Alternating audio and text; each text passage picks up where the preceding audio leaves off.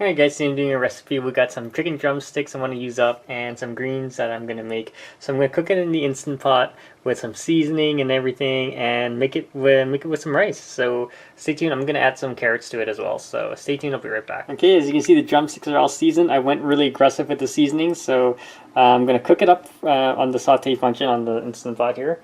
And then we'll go from that to the rice button. And then put in some carrots, and then it'll cook up. Put the greens in at the end, and should taste pretty good. So stay tuned. So I put the rice is in, the carrots are in. I'm just gonna put the lid on, and then we're going to use the rice button.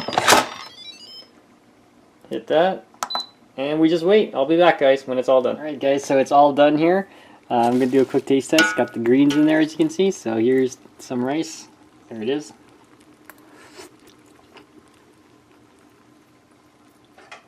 Taste-wise, it's really good, really flavorful. The greens make it a nice little crispy thing as well, so here's some greens. If you check it out, guys, if you have any questions, comments, post below, subscribe to the channel.